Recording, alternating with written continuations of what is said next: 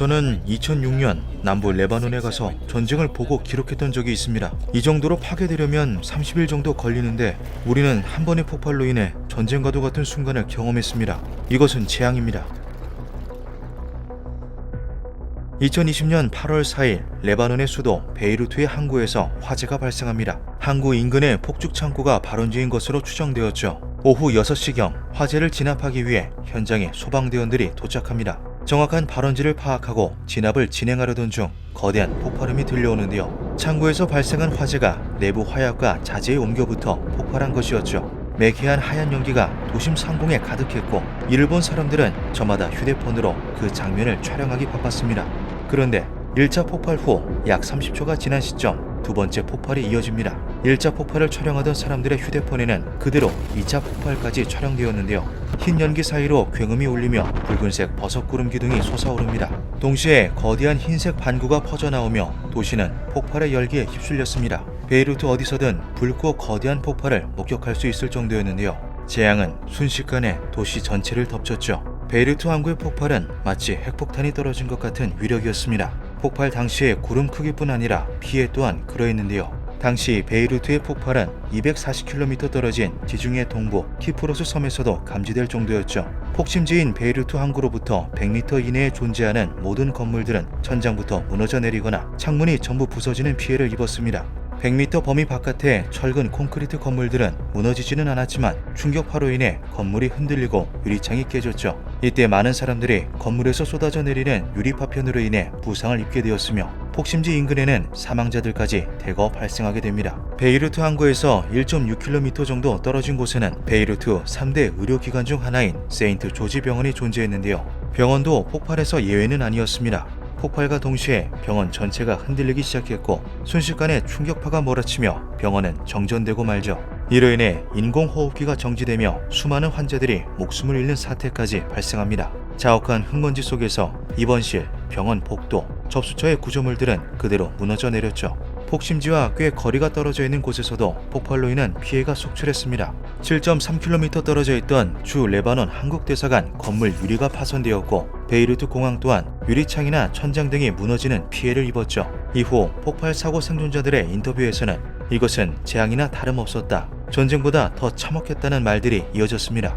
요르단 지진 관측소에서 측정한 이번 폭발의 규모는 리히터 규모 4.5 수준의 지진과 맞먹을 정도였죠. 이것은 일본의 히로시마와 나가사키에 일어난 핵폭발을 떠올리게 합니다. 그것이 제가 아는 가장 큰 폭발이기 때문입니다. 저는 이 정도의 파괴를 본 적도 겪은 적도 없습니다. 폭발의 여파로 사망한 사람들은 220명이었으며 부상을 입은 사람들은 7,000명이 넘어갔습니다. 1차 폭발 이후 무슨 일인가 싶어 창문으로 밖을 바라보던 이들이 많았기에 피해가 더욱 극심했는데요. 그들은 이후 발생한 2차 폭발 여파로 유리창이 부서지며 그 피해를 고스란히 받았죠.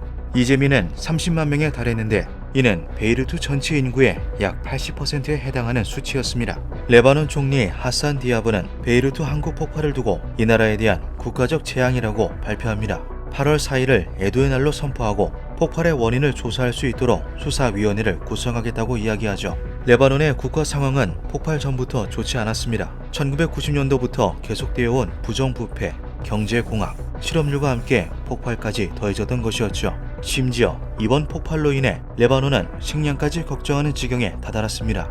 베이루트 항구 폭심지 인근에는 레바논에서 가장 거대한 곡물 사일로가 존재했는데요. 이 곡물 창고에는 레바논 전 국민이 일주일간 먹을 수 있는 식량이 저장되어 있었죠. 이날의 폭발로 사일로는 뼈대만 남긴 채 통째로 사라지고 말았습니다.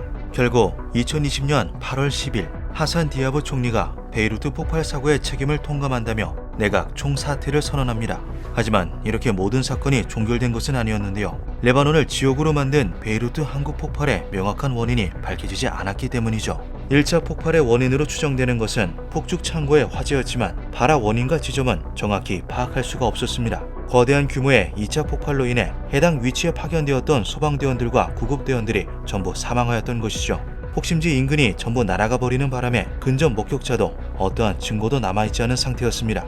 많은 전문가들은 베이루트 항구에 보관되어 있던 대량의 질산 암모늄이 거대한 2차 폭발의 원인이 되었을 것이라 이야기했습니다.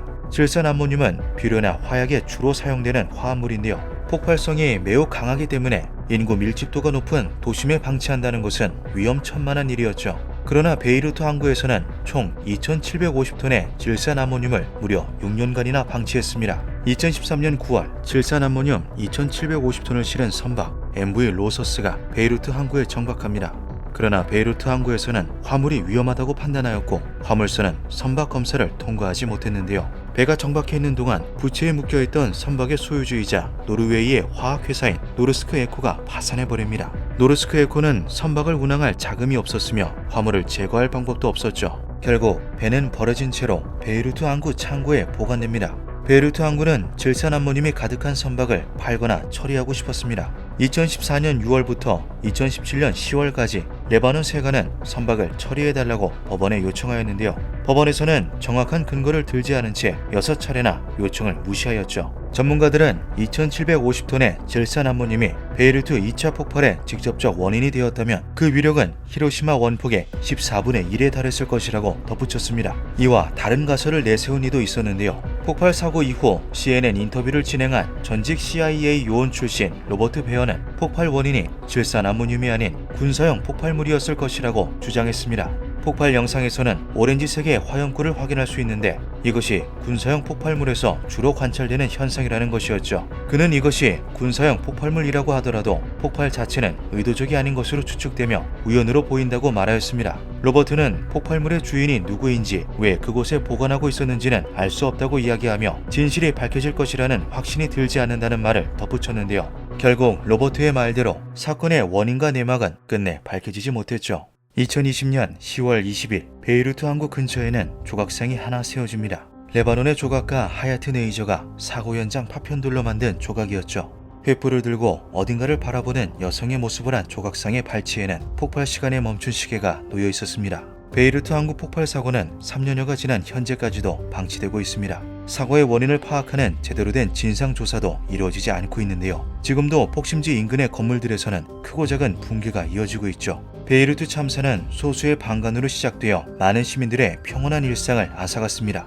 멈춰버린 베이루트의 시계가 다시 움직이기 위해서는 얼마나 많은 시간이 더 필요할까요? 역사로부터 배우는 유일한 방법은 그것을 기억하는 것입니다. 기묘한 밤이었습니다.